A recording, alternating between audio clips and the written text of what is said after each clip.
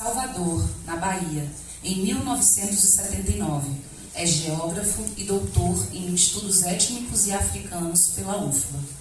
Seu romance Torto Arado é um dos maiores sucessos de público e crítica da literatura brasileira nas últimas décadas, tendo sido traduzido em mais de 20 países com futura adaptação para o audiovisual. Nós estamos ansiosas. Eu também. Socorro Acioli é jornalista, professora, doutora em estudos de literatura pela Universidade Federal Fluminense e uma grande escritora. Sua narrativa traz elementos e histórias que fazem parte do imaginário coletivo brasileiro, mais especificamente do Ceará, onde nasceu, e de outros estados do Nordeste, de onde vieram seus pais e avós.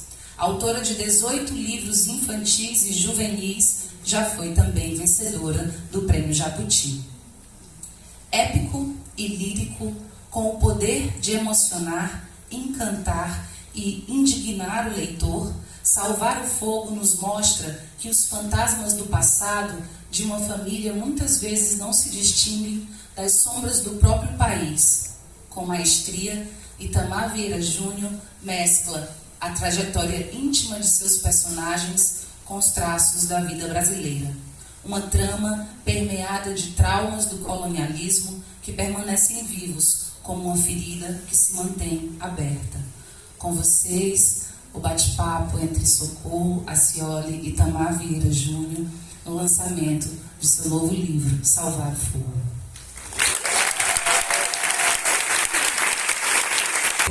Vai ser muito, muito difícil manter a seriedade nessa conversa, porque a gente é muito amigo e a gente tem um apelido que a gente chama um ao outro. No meu celular o contato dele é salvo como Tortinho Gostoso. E ele me chama de... Deus. Tu vai dizer? Não, é aquele que tu manda só o áudio. Se mira.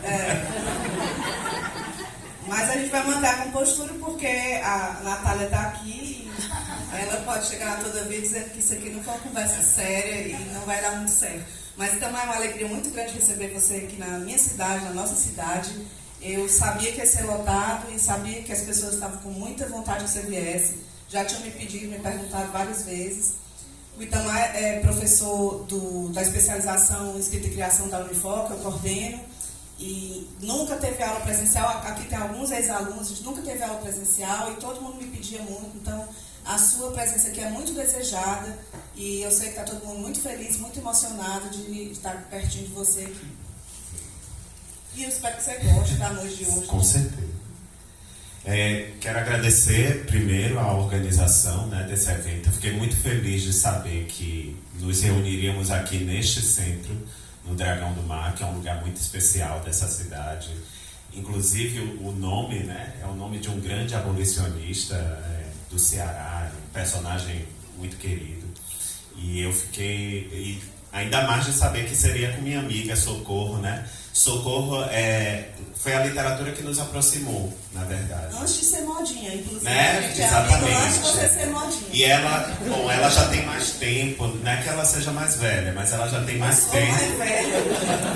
Ela tem mais tempo de estrada e ela me acolheu de uma maneira muito generosa. E eu vejo que não é só comigo, ela faz isso com muitos autores também. Ela acolhe, tem essa acolhida.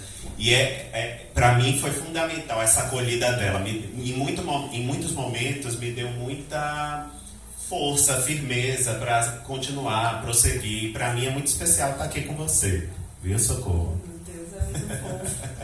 Mas a gente se conheceu realmente antes da onda do Torto Arado, você já tinha saído livre e tudo, a gente se conheceu naquele começo e eu acompanhei muito de perto mesmo, tudo o que foi acontecendo, a chegada dos prêmios, a gente se falou no dia do Oceano, fez chamada de vídeo. Verdade. Eu chorei, tu ficou dizendo que eu estava chorando mais que a tua mãe.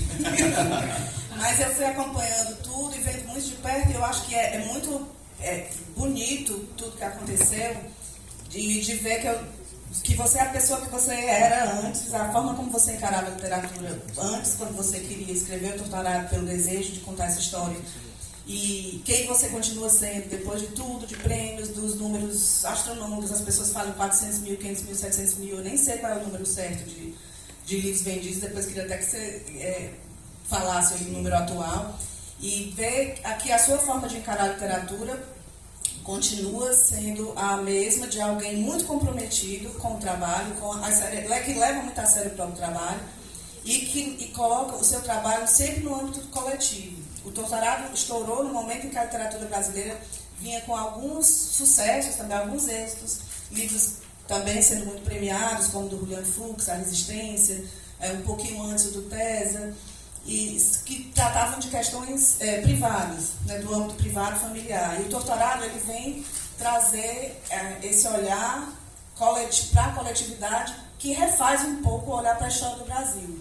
Mas eu queria te perguntar, uma amiga minha pediu para perguntar, se alguém disser que gosta mais de Salvar o Fogo do que do Torturado, você vai ficar chateado? Uma amiga minha Eu vou falar a verdade. Bom, eu tenho uma bibliografia pequena, né? Eu Socorro aqui anunciaram 18 livros escritos já, né? Tem uma trajetória. A minha bibliografia, eu reúno acho que 4 livros, porque Doramal Odisseia é uma reedição A Oração do Carrasco com novos contos. E, bom, eu acho que com você é a mesma coisa. A gente sempre quer escrever melhor do que a gente já escreveu, né? Acho que a gente vai se aperfeiçoando com o tempo. E Torturado me deu uma certa maturidade por ser o primeiro romance para escrever um romance também, novamente. E quando eu falo, quando se me perguntarem de uma maneira muito direta, muito honesta, o que é que lugar Salvar o Fogo ocupa em minha vida, não sei se é porque está muito recente também que eu terminei de escrever, mas eu diria sem dúvida que é meu melhor trabalho. Pelo menos é o melhor que eu pude dar de mim, né? E aquele texto que, enfim, eu disse, não, eu fiz o melhor. E esse livro é o melhor que eu escrevi. Espero que eu possa dizer isso dos próximos, né? Se houver próximos. Mas eu espero que eu possa dizer isso também dos próximos, assim, esperando que eles sempre sejam melhores do que os anteriores. Então, se alguém disser que gosta mais de Salvar o Fogo do que Torturado, eu não vou ficar chateado, não. Pedido para perguntar, na verdade era eu mesmo, claro, porque eu gostei mais, mas eu não sei nem dizer. Bom, o que eu acho é que você falou em algumas entrevistas recentes que a ideia do Salvar o Fogo, o desejo de escrever o Salvar o Fogo, dessa temática do Recôncavo, era muito antiga. Sim. E que a primeira faísca foi durante a escrita do Torturado. Sim, exatamente. Conta um pouco como é que nasceu. Sim. Eu tenho uma história familiar com a região onde se passa a história de Salvar o Fogo. Diferente da Chapada Diamantina, que é a região onde ocorre a história de Torturado, muita gente pensa, inclusive, que eu sou da Chapada Diamantina. Quando vem conversar comigo, eu digo, não. Eu conheci a Chapada bem mais tarde, por conta do trabalho. E foi assim que eu escrevi Torturado, ambientado naquela paisagem. E depois, mas Salvar o Fogo tem uma história que é uma história um tanto familiar. Primeiro porque é a região de origem dos meus bisavós, dos meus avós. Meu pai nasceu em Salvador, mas foi criado lá até os 16 anos também. E as conversas que existiam em casa... Paternos. Exatamente, paternos. Bisavós, avós, e meu pai foi criado lá. Paternos. Eu vivendo, assim, as memórias de casa, as conversas que se tinha em casa sobre os lugares da infância de meu pai, minha avó contando que ela retirava argila do rio para fazer cerâmicas, essas coisas. Toda essa memória converge para essa região onde a paisagem de Salvar o Fogo, né? Que é um povoado fictício chamado Tapera do Paraguaçu, mas que é uma fusão de muitas localidades, muitos povoados que existem lá no Recôncavo.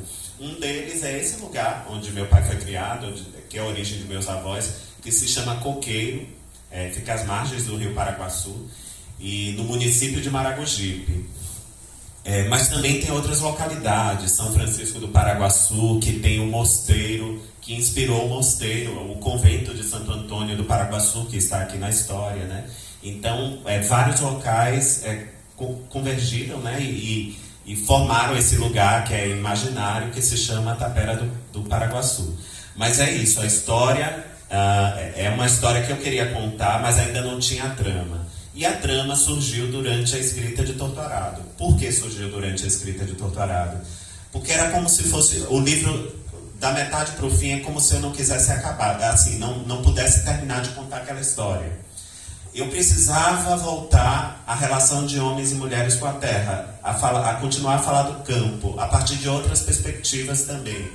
Mas aquele romance não era o lugar, não era o lugar adequado, ideal para se fazer isso. Então, durante a escrita, eu já terminei a história com personagens, com a trama assim caminhando, só esperando o momento oportuno para escrever mesmo.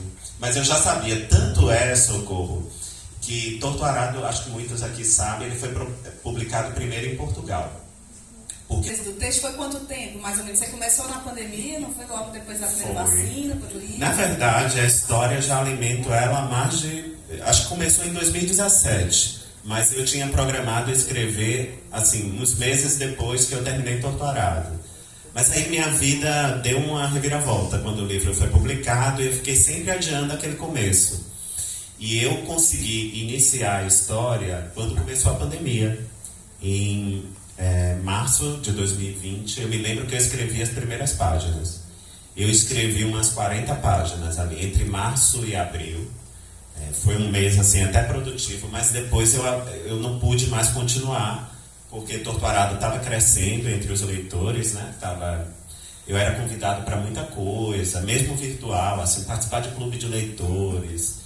E aí aproveitei o tempo para dedicar a isso. E eu acho que o ambiente da pandemia não era um ambiente propício para a criação também. Porque passou um mês, 2 meses, a gente viu que aquilo não passava, então a energia, né, essa energia da informação, de estar buscando informação, eu fiquei muito preso ali naquele ambiente da pandemia. E eu só consegui retomar a história mesmo, assim, que eu disse agora eu vou continuar quando eu tomei a primeira dose da vacina. Mais de um ano depois. E foi em julho, mais ou menos, de 2021. E você terminou a versão final, tipo novembro agora? Terminei entre outubro e novembro. Foi quando eu terminei a versão final, porque, diferente de Torturado, que eu não participava de quase nada, né? Então era eu e o livro. Agora, além de trabalhar como servidor público, nesse momento eu estou licenciado, mas eu ainda estava trabalhando até março desse ano.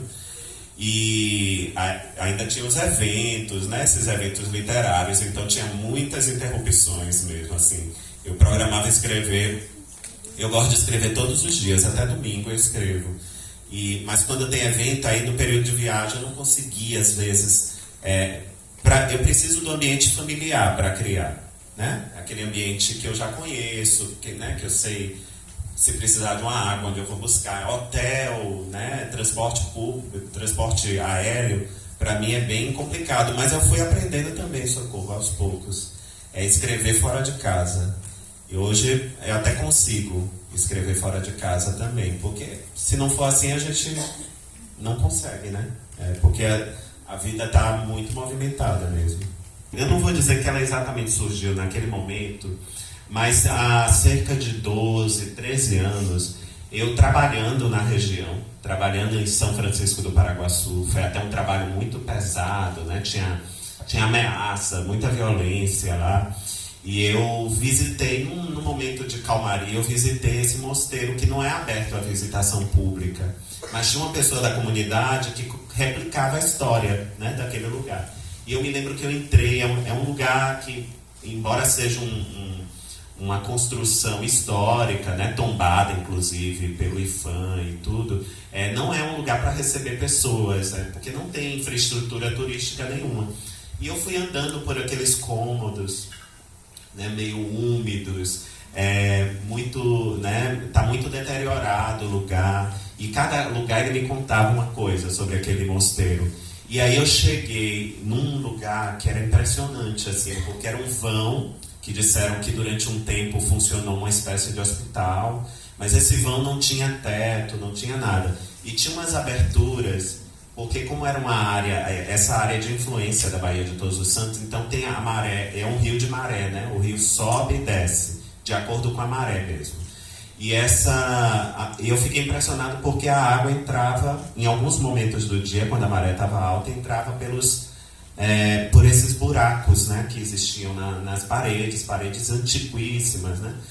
E aí eu perguntando o que acontecia aqui, aí a pessoa que me guiou me disse: durante um tempo, esse lugar viviam os escravizados da igreja, que pertenciam à igreja. Eram pessoas escravizadas, e aqui era um lugar de castigo dessas pessoas, né? Então elas ficavam acorrentadas, e se eles estivessem sendo punidos por algo muito, muito grave, eles poderiam ficar até serem afogados pela água. E eu fiquei muito impressionado com isso. Eu lembro que depois eu fui pesquisar em banco de tese, né? Bibliografia não há, fui pesquisar em banco de tese para ver se eu encontrava alguma referência e não encontrei nada. Encontrei sobre o mosteiro, mas ninguém falava sobre isso. Mas é uma comunidade negra, né, que está naquele lugar, e isso é uma memória talvez que passe de geração em geração. Talvez não tenha encontrado a pessoa para escrever, ou a pessoa não tenha ainda a capacidade, não tenha fonte documental, porque o trabalho do historiador é diferente do nosso, né? Mas se essa é a versão da história deles, por que não, né, não contar? A imaginação permite a gente, inclusive, recriar histórias que não somos, que foram negadas para a gente, né, pela própria historiografia oficial. E dali, acho que a semente para essa história já estava muito, muito presente, mas eu não estava ainda não tinha encontrado as personagens. As coisas acontecem comigo com muito tempo. E aí, em Torto Arado, eu não vou contar mais, porque senão eu vou dar spoiler.